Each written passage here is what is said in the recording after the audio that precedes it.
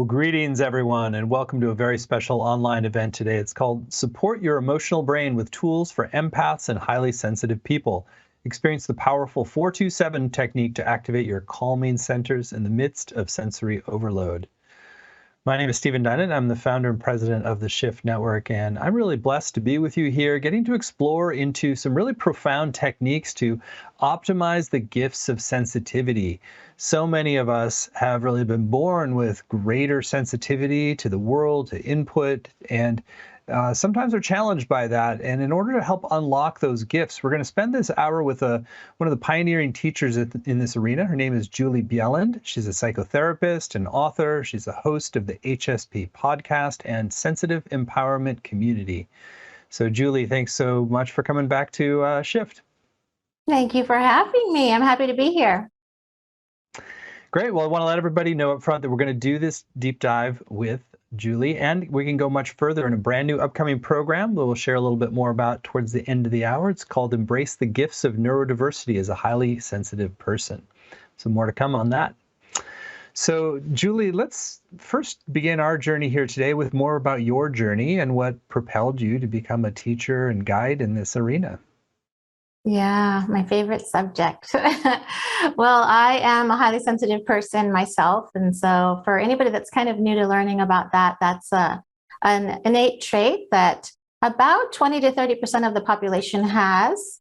And for me, and I think many sensitive people, there are a lot of challenges being sensitive in a world that's not set up for high sensitivity, and a lot of misjudgments about what sensitivity is. And I think for myself, there was so much challenge, and yet I also knew that there was so much inside of me to share, and that became a real mission of mine to learn about how can we reduce the challenges that we experience as sensitive people so that we can really bring out the gifts. And that's something that is one of my favorite things to do, is to help sensitive people recognize how many gifts that there are and how they're needed.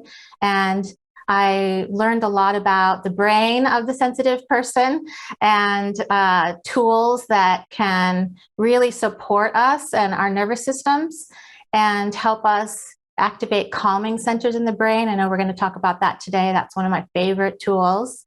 And really being able to witness sensitive people realize how important they are to the world, and that when they're able to reduce the challenges, then they can bring out the many gifts that come up with sensitivity. And that's something that the world needs. Beautiful. Well, let's begin with the gifts, since you started there, and it really gives us all a vision or a North Star that we're working towards. So what do you see as sort of both the individual level and maybe the collective level for the whole HSP community of like, what are the real gifts that come with and can be fully manifested from being more highly sensitive? Yeah, there's so many gifts. There's the ability to read micro expressions and body language and the language of energy in really advanced ways, because we're taking in so much information into our brain. If you think about the brain as having like 3 tubes of information coming in for most people, for sensitive people, there might be 100 tubes of information, which really means that we're aware. We have just this really advanced awareness, both on what's going on around us as well as what's going on inside of us too. And if you think about people that care the most, the kindest people you know are most likely people who have this trait. Just a lot of advanced empathy and compassion for people in the world. And, I always say that every team needs an HSP on it, at least one. We are very creative, and how we experience the world is very deep and very connected and in tune to nature. And it's, wow, there's just so many gifts. It's really, it's a beautiful trait. And one of the most important parts of understanding all of this is having this trait is that we need groups of people that are able to take in all this information. If you think about a lab test, for example, you want it to be highly sensitive so that it picks up on a lot of data. If you think about maybe a herd of animals, the ones that will be able to sense danger first to be able to protect their group are the ones that are going to have this trait. So that brings me into the fact that this trait is also we found it in over 100 species already and counting, which is pretty cool. And yeah, so many gifts. That's pretty cool about the 100 species. So it just really does point to the evolutionary value. I've often thought of people who are highly sensitive as more like the evolutionary vanguard of humanity. It's sort of like that's where we're moving towards. It's probably far more than 20 or 30% of the shift network. And it's people who, like, you're opening your consciousness in a deeper way. And I wonder if you can speak about sort of how this becomes like a larger world-changing movement, if you will. Yeah, I mean, if we even think about leaders, for example, sensitive leaders, we tend to be collaborative and know how to pick out the gifts of our teams, put teams together in ways that are really valuable, being able to pick out people's gifts and lead in ways that develop a lot of respect and connection with each other, which is something we could definitely use in the world, where we put people over profit. We really think about the needs of others. And, these are all things that we definitely need in the world. I mean, some of the best, most amazing artists, writers, creators, innovators are people who have this trait, actually. Hmm. Well, let's talk now about the neurobiological aspects, because I know you have a lot of deep insight into that. So maybe help us understand the neurobiology and how we can start to channel that for our best outcomes. Yeah, well, there are brain differences that we have. And some of them are things like we have more activation in the brain mirror neuron system, where when we're observing someone, we start to fire some of the same neurons as what they are firing. So it's like we really feel what they feel. And I know a lot of what we call HSP empaths. For HSP is for highly sensitive person.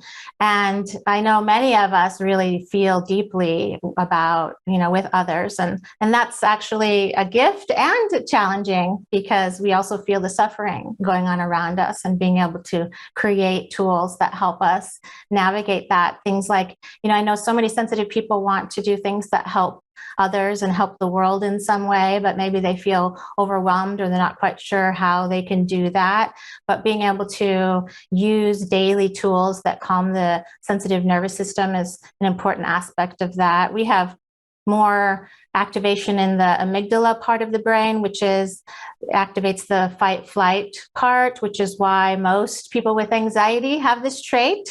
And having that fight flight activated, and that was something that I kind of call it a difference between an untrained HSP and a trained HSP. And when I was an untrained HSP and did not have tools, I think that many of us end up activating that part of that fight flight daily, which is really hard on our entire nervous system, as well as can develop chronic health conditions. So it's important to learn how to, and we're going to talk about tools like that today, how to support and calm the nervous system. And we have more activation in the insula, which is part of the seat of conscious awareness. That's why we have such incredible awareness. We probably pick up on things going in our body before lab tests even pick up on that. And it's also under the umbrella of neurodiversity, which is really a natural evolution of the brain, that we have people who have different things happening in their brain, and these different parts and things that are different in each one of us bring out gifts in the population that are needed. So we really need a group of people with different skill sets. And I think that's exciting that really neurodiversity is something that's getting talked about more mainstream, so that we can recognize that there's no right or wrong way to be. It's that we really need to accept differences in each other and understand that those differences come with gifts. Beautiful. Maybe you could spend a little bit more time now on the challenges that are typically, or symptoms or other typical challenges that you see when people haven't really kind of learned how to sort of optimize this trait.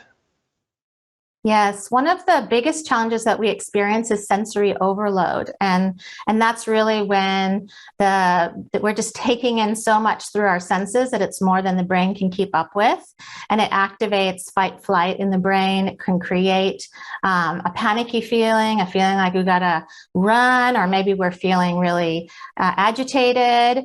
We can get memory issues, brain fog, irritability. And, it's really fascinating when I learned about sensory overload, because I know for myself personally, when you don't understand what's happening, you start to think that there's something wrong with you. And I know so many of us walk around thinking that, why can't I do meeting after meeting after meeting like my coworkers can? Or why can't I work all day and then go to an event in the night and not be totally exhausted?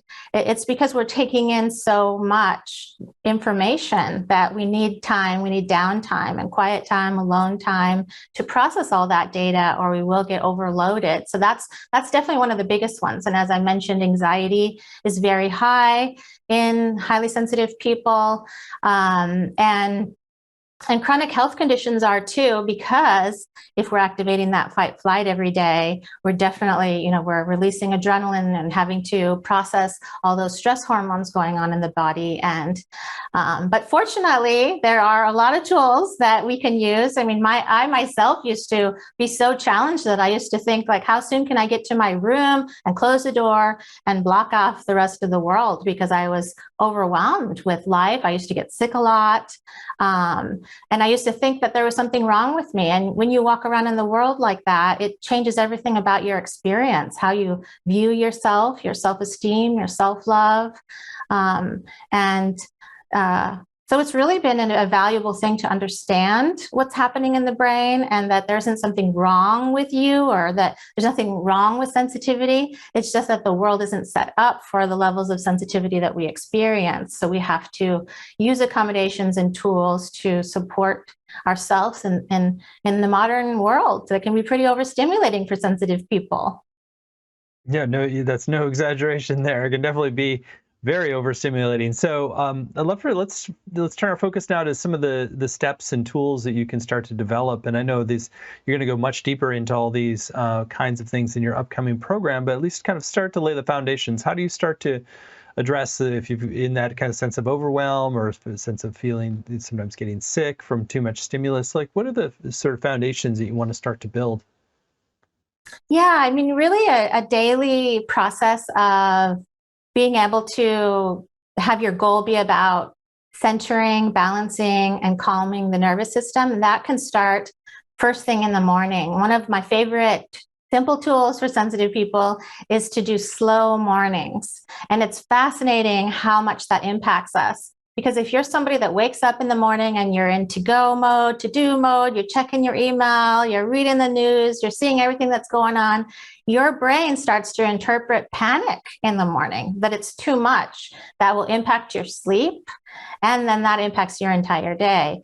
Often it's like setting the nervous system to be on. It's almost like if the nervous system was a motor and we turned the motor up high, or you're like flooring the gas pedal of a car all day long, it's going to burn out. So really slowing down when you wake up in the morning, don't check anything that has to do with to-do lists or emails or anything. It's really a slow process. You're moving slowly. That might be a good time to do yoga, stretching, even walking from your bed to the bathroom, just doing very slow movements.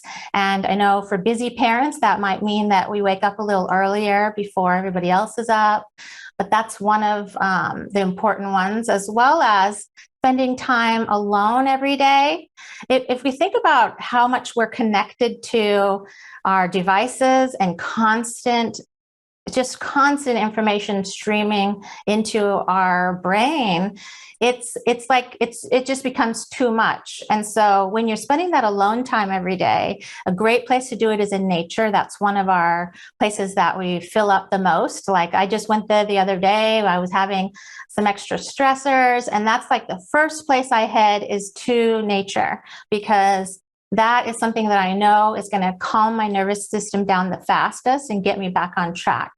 And having little bits of nature around you, even, I love having plants. I have plants all over the place in my house, in my porch, in my patio, and I feed the birds outside. So I spend time with them. And that's the thing, is that you don't always have to go somewhere to experience that. You can bring that sanctuary space into your own home and be in situations when you're having this alone time that you're not taking in new information. You're not looking at social media, reading the news. You've got your door locked or your space locked, so nobody is coming into your space during that time. I usually tell parents to, set this up. When my children were little, we would set this up ahead of time, make sure they have what they need, and they don't come knock on the door. And we have to set those kinds of boundaries to be able to actually get that restoration process. So it's a process of working through rest and processing all that information you're taking in, and then getting into a recovery mode where your nervous system is more balanced. Cool. Well, I know that you've got a practice you want to guide us in as well. So why don't you tee that up and give somebody a good practical tool to work with that? Yeah, this is such an easy tool, and it's a great one. You can teach kids and teens this tool. You can have it with you whenever you need it. I use it for times when I'm maybe going to be nervous, like go to the dentist or something that feels stressful to me, or even being in traffic, things like that. So it's a breath technique, and I'll explain a little bit about that before we practice together a little bit.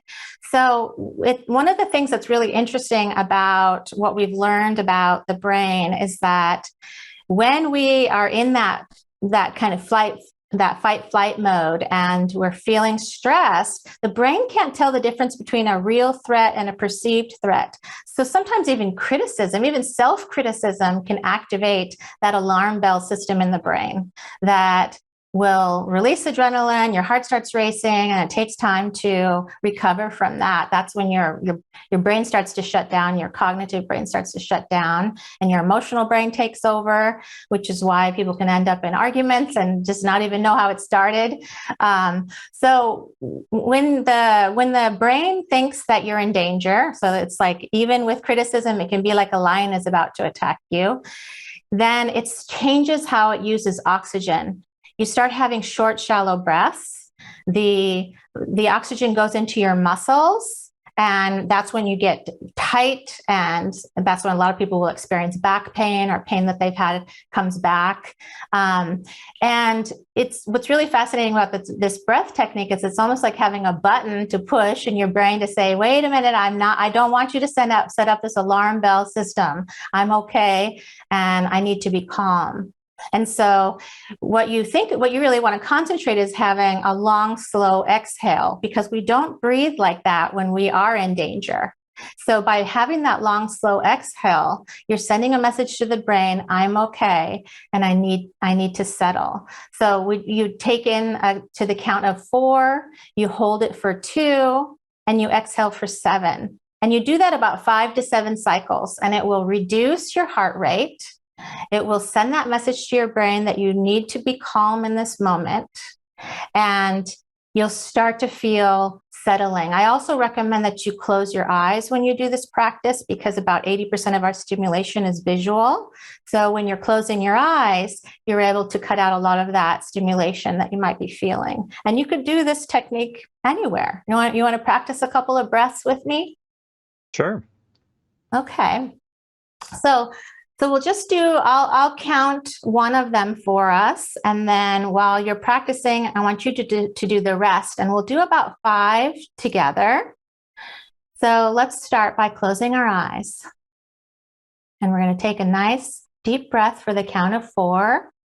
1, 2, 3, 4. Hold for 2. Exhale for 7. 1, 2, 3, 4, 5, 6, 7. Okay, we'll do another one. Count in for 4. 1, 2, 3, 4. Hold for 2. Exhale for 7. 2, 3, 4, 5, 6, 7. So now practice that on your own for a couple of breath techniques. You don't have to count out loud, just count in your head.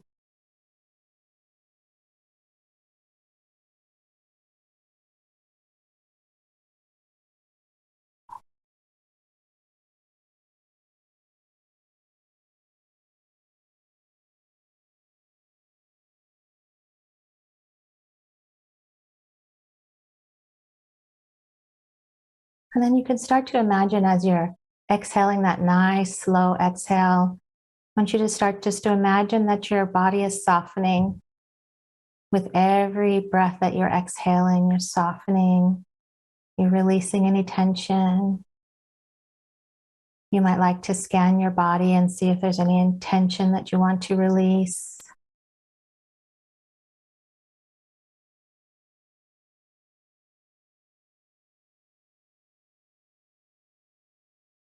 Some people like to continue it past the 5 breath cycles.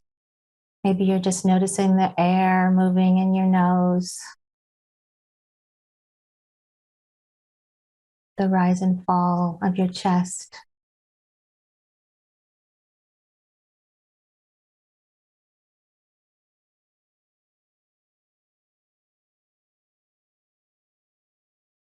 And we'll do one nice inhale and one nice long exhale before we come back together.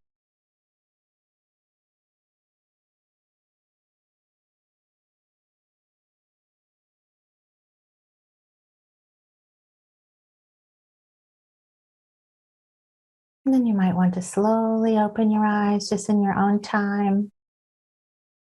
And if you were doing this on your own, maybe you want to continue closing your eyes and just settle into a relaxing space. This can be a great tool to use whenever you feel nervous about something, you want to prepare for something, you want to center yourself. And maybe this is even the beginning of a meditation that you try. And meditation is such a good way of calming that nervous system motor that can be on overdrive for us. Being able to just take those nice, slow breaths. It's a way to remind our bodies to slow down a little bit. Did you notice that your internal motor slowed down a little bit? Yes, absolutely. Yeah. Good. Yeah, it might be good to, I know you covered a little bit there, but just share a little bit more about what's happening in our bodies and brains when we do that practice. Yeah, so like it was saying, it sends a signal so that you're actually activating calming centers in the brain by doing that. And what's really fascinating about that is that you are deactivating stress centers when you activate calming centers. And that was an amazing discovery when I was learning about the brain that I just love, because I think that's amazing that we can actually have some control over deactivating stress centers because they can't be activated at the same time. So that's a great tool to use, as I said, with meditation, times before you're needing to calm your system. And it's the more that you activate calming centers, the easier they are to reach when you need them. So I would suggest practicing this every day in different circumstances so that when you're under a lot of stress, you've already been activating that calming center several times, which makes it easier to get to. It'd be great to, maybe if you could share a little bit about your own rhythm of practice with something like that. Do you find that it's important to kind of punctuate your day with it, or is it more to do a deeper dive once or twice a day? You know, that's a great question. I do it in different ways. It depends a lot on what I have going on for myself during the day. And I also love a technique of really getting into the practice of checking in with yourself a lot as a sensitive person, because we have such an external focus. We're always focused on the needs of other people, but it's by default, we're kind of ignoring our own needs. And So every time we go to the bathroom, it's a great practice to ask yourself a couple questions. How am I doing? And what do I need? These are great ways to continually be checking in with yourself, because what we don't want to do is shove everything down and have it explode or implode later. So being able to continuously check in with yourself, that's part of my practice, so that I can notice. It's like, oh, wow, I'm actually feeling some tension in my body. What's going on? Let me find out what's going on. Maybe I want to journal about it. Maybe I want to meditate, do some yoga, do some movement. And it can be helpful. Depends. Like if you're under a lot of stress and you've never really slowed your nervous system down, it can be difficult to just slow down and stop. So maybe you want to start with movement. Maybe you want to do a walk while you're really paying attention to nature around you. And something that I really love encouraging sensitive people to do too is just taking these little breaks, maybe 5-minute breaks, several times throughout the day, and concentrate on something that brings you joy, that makes you feel good. I might look at my pets, really be, present with them, or my plants, or something in connection to nature. Maybe I'm looking at the sunrise or the sunset, the sky, the trees. These are things that we have as sensitive people such an amazing connection to, and it's something that we need more connection to. Modern world, for many of us living in urban environments, we're indoors a lot, we're maybe not around nature very much, we're having constant stimulation. We need to really be careful about like the news we're taking in. I usually recommend sensitive people don't watch the news visually, because that can be too much. It can be too much suffering taking in, but instead perhaps reading the headlines. Some people prefer to get information from someone that they know that can just give them some of the headlines. A really interesting fact is that we get exposed to more trauma in 24 hours now than we used to in our entire lifetimes 24 days ago. I want to say 24 years ago. So that's incredible, right? I mean, we have constant exposure to suffering and news, and I know we want to be aware of what's going on, but we also have to be really careful about it not breaking us down. So be careful about what you're watching. Also, make sure you're bringing in positives. It takes about 5 positives to neutralize 1 negative in the brain. The negatives just come in on their own without us doing anything, but positives you really have to focus on. In fact, you have to focus like 15 to 20 seconds. So if I'm looking at a sunset, for example, I want to spend time really present in it. I want to spend that up to 20 seconds, really letting that soak in and making sure I'm paying attention to my positivity tank and my negativity tank. If my negativity tank is too full, I'm going to feel a lot of stress, and it's going to be difficult to focus and have productivity and creativity, because when we're really stressed and out of balance, those are some of the first things to leave. So it's amazing, like our creativity comes back when we really practice this idea of take your foot off that gas pedal of life and make sure you're slowing down, and you're going to be doing things differently than the people around you. And that's okay, because you are different and you have a different experience in the world. Really great stuff. So you've covered a lot about like how do we deal with the current influx of trauma and stimulus and kind of overstimulus, which is you had some fascinating stats around like as much trauma in one day as in a lifetime 24 years ago. So I wonder if you can share a little bit more about like how to deal with the backlog. So you said there might be sickness, there might be other stuff energetically in your system that you've kind of been taking on for long periods of time, and just some of the techniques you've seen that work well for HSPs to release some of what's accrued. That's a great question, because that's very true. I mean, if we haven't really done anything to support ourselves through this, then in the past, it's going to take time to slow that motor down, to make some changes, even mindset shifts that, to remove guilt, for example, because a lot of sensitive people say, oh, when I'm taking the day off or I'm not doing something, I feel guilty. But I always say an HSP doing nothing is an HSP doing something, because your brain is always doing something. It's processing so much information. So learn about all you can about this trait. This will change your experience when you understand what's happening in your brain. Learn tools like we're talking about today. Learn tools that help to balance your nervous system and start doing them every day, and spend time with other sensitive people. That's something that is life-changing, because you suddenly realize you're not alone in how you experience the world. And so it helps you to start making some of those mindset shifts, to take away the guilt, because if you're taking a day off but you feel guilty, that guilt is draining whatever energy would have been replenished. So being really careful about and intentional about what you are saying yes to. I always say to HSPs, before you say yes, I need you to give time to think through if this is what you want to say yes to. So even having a simple statement like, I'll get back to you. Let me think about it. And don't give your answer right in the moment, so that you have time to think through what your day is going to look like, what your energy is going to look like. That's what I do. So my energy might be shifting from day to day for lots of different reasons. And so I don't want to overcommit myself and feel that stress and tension that my body used to hold. Now I'm able to feel healthy.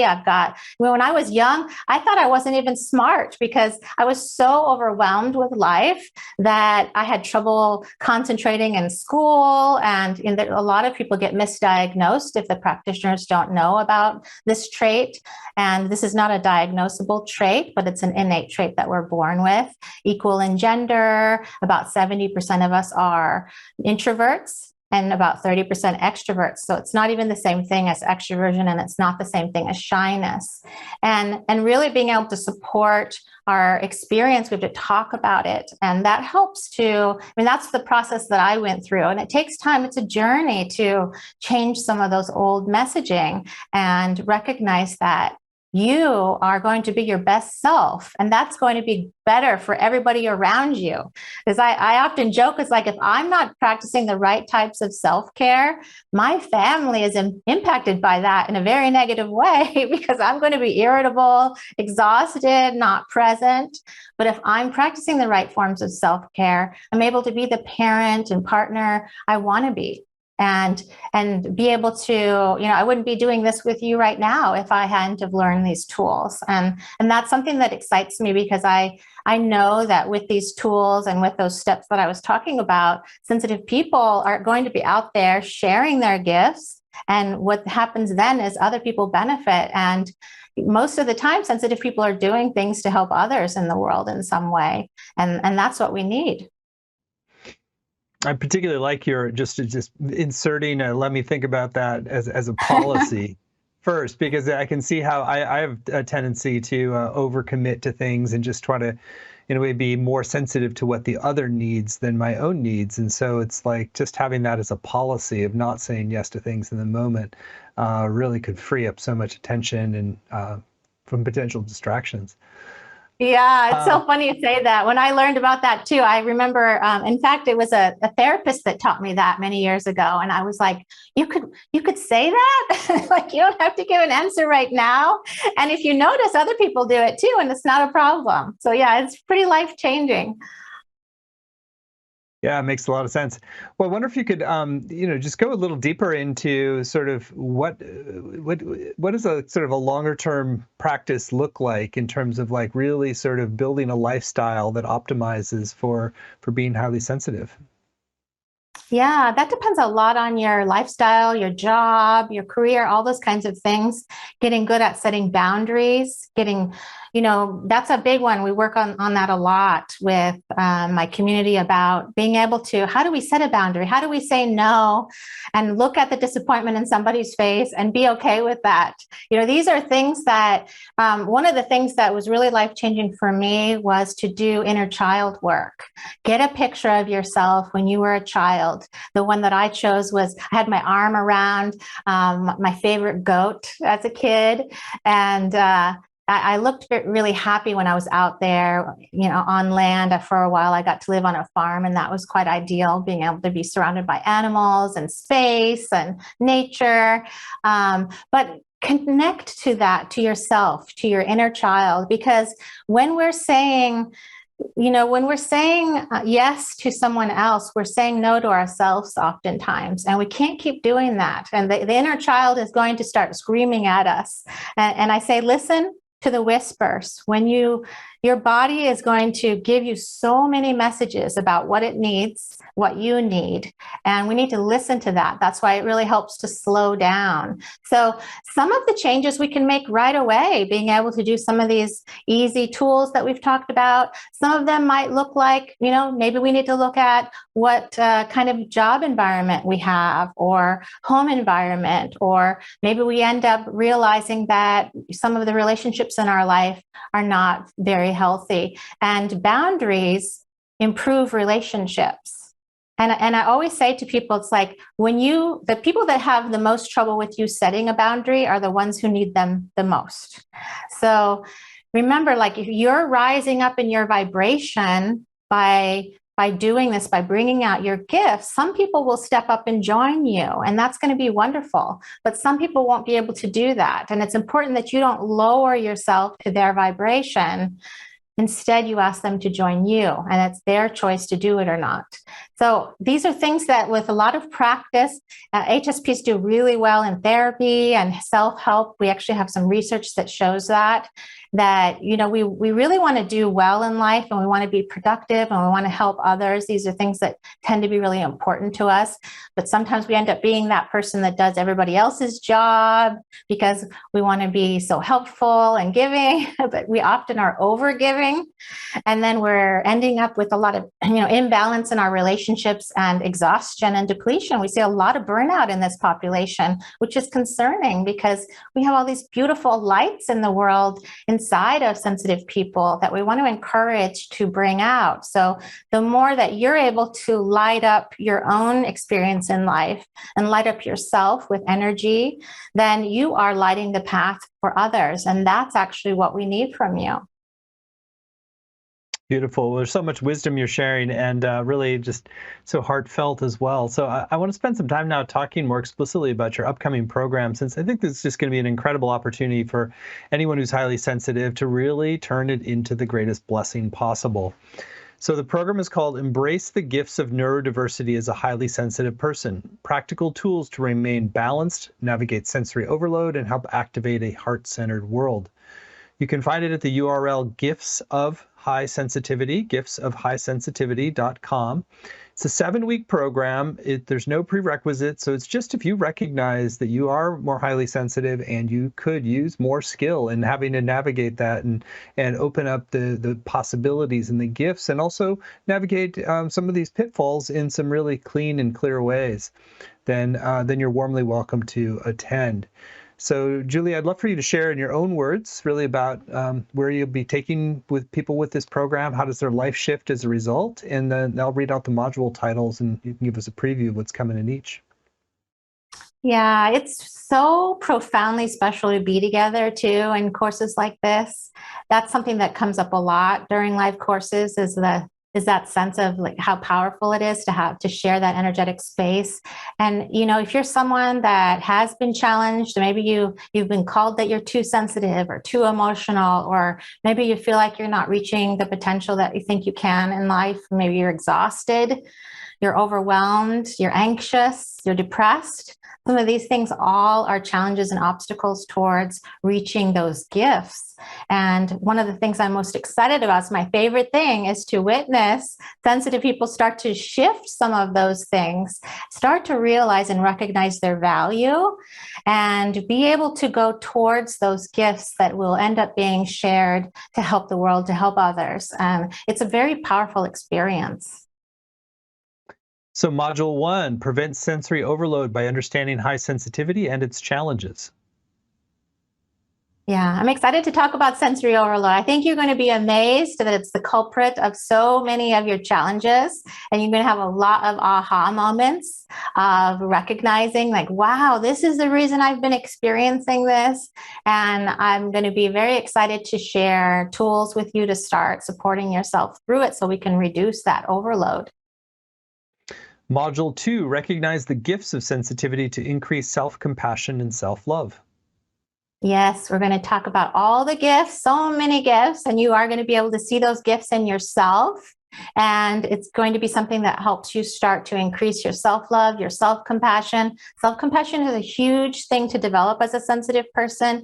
It's so fascinating that we often have so much compassion for others, but lack it in ourselves. It's something that I had to grow personally, and I know a lot of sensitive people have. And it's kind of like protective armor, because when you have self-compassion, it helps you be more resilient, helps you through everything. Module 3, balance and calm your sensitive nervous system with self-care tools designed specifically for HSPs. Yes, I'm going to share my favorite tools that I've developed over the years, the ones that I've seen has helped us the most as sensitive people, so that you really feel like you have a whole toolbox full of tools as a sensitive person. It's going to be fun to share those with you guys. Module 4, track and preserve your energy to increase creativity, balance, emotions, and improve sleep. Oh, yes. I love talking about how do we, if we get 100 points of energy for the day, where's it going? And do we want it to go to all those places? Can we be more conscious about where we're bringing our energy and our focus? That's a very profound experience also to do that. Module 5, prioritize wellness by setting healthy, guilt-free boundaries. Yes. When you finish with this module, you're going to feel so much better about boundaries, about setting boundaries, improving your relationships. And it feels really empowering to set a boundary without guilt, because it's amazing to be able to do that. We all need to set boundaries. It will improve your relationships. Module 6, overcome adversity by leveraging your gifts of sensitivity and increasing resilience, with special guest Gracie King. Yes, we're going to bring in Gracie to talk about resilience. We're going to have some great conversations about that, how we developed resilience, how we see that it's most helpful for HSPs to develop resilience. And you might be surprised to know you actually have access to a lot of resilience inside of you. I know a lot of sensitive people don't always realize that, because you might feel so overwhelmed and overloaded. But because you're a sensitive person, you've had to develop resilience. So we want to help you access that. And finally, Module 7, move out of survival mode, flourish, and help heal the world by living in alignment with your HSP gifts. Yes, this is where we're going to start celebrating these gifts. We're going to share ways that we can share our gifts with the world, and really come from a place when we finish this that we start to recognize, wow, there is a lot inside of me that I want to share. And it is something where you just notice that the light inside of you just starts to get bright, and everybody around you starts to notice that. Well, what a super practical and really empowering program. Again, you can find the whole thing laid out in detail at giftsofhighsensitivity.com, giftsofhighsensitivity.com. So you get not only the 7 90-minute live sessions with Julie, which is going to empower you to ask questions and engage in live community and practices. You're also going to get recordings every session, video and audio, as well as word-for-word transcripts to work with, study, and highlight. There'll be weekly exercises for home, a Facebook community group to support you and deepen your experience. And on the page, you'll see there's a number of extra bonuses to enhance your journey as well. There's a PDF exploring the traits of high sensitivity. It's called The Gifts of Sensitivity. You want to share a little bit more about that bonus? Yeah, it's a written bonus so that you can really dive into some of the gifts that you are experiencing, and some research is shared in that as well for you to even feel better about who you are as a person, and understand yourself even more. Great bonus. And there's one extra bonus that is available only when you sign up by midnight. This is a special bonus. It's called Simple Self-Care for Sensitive Souls. It's a video teaching from Julie from our Empath, Sensitive, and Intuitive Summit. Really great information. Julie, you want to share more about that special bonus they get when they sign up by midnight tonight? Yeah, we had such a great conversation, and it's really something that you're going to want to watch, and you're going to smile through it, you're going to laugh through it, you're going to feel connected through it. It's a really a great conversation. Cool. Well, that's your special bonus when you sign up by midnight tonight. So there's clearly a lot of value in this program. It's really going to be very powerful for folks. It's just 3 payments of $109. You save 10% when you pay in full with 1 payment of $297. The course is going to start on January 24th, run Tuesdays at 9 Pacific, noon Eastern. But even if you can't make those live times, you can still get the full value with the recordings and the transcripts and the community as well. I also encourage you to go to the page at giftsofhighsensitivity.com, giftsofhighsensitivity.com, and also read through the testimonials. Just really, people rave about Julie and her work. Compassionate, joyful, brilliant. She truly lives what she teaches. So much wisdom, profound expertise, master of her craft, and really inspiring testimonials of how people's lives have been bettered by this work. So you are in for a treat, and you are going to be blessed with what you learn if you choose to join. And when you choose to join by midnight tonight, you'll also get that Simple Self-Care for Sensitive Souls video teaching from Julie from the Empath, Sensitives, and Intuitive Summit.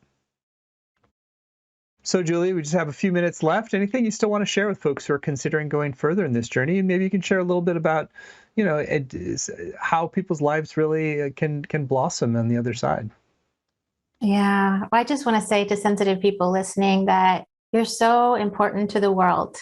And I know that being sensitive doesn't always feel good or easy sometimes, but when you have the right tools, your life is going to change just like mine changed. And you deserve that. And we need you in the world. We need your light and everything, all the gifts that are inside of you. And I want you to know how special you are and how important you are to the world. And I am so looking forward to getting to spend some time with you. Beautiful. Well, thank you for the depth of your care and the warmth of your wisdom, and also just your commitment to really having the highly sensitive community be part of the larger evolution on our planet and really serve creating a more conscious and less difficult world to navigate for so many people. So thank you, Julie, for your time and your wisdom, and thank you all for joining. And again, if you would like to go further with Julie, you're warmly welcome to do so at giftsofhighsensitivity.com, and you get the Simple Self-Care for Sensitive Souls video teaching when you sign up by midnight tonight. So thank you all so much, and thank you, Julie. Thank you for having me. I look forward to spending time with you all.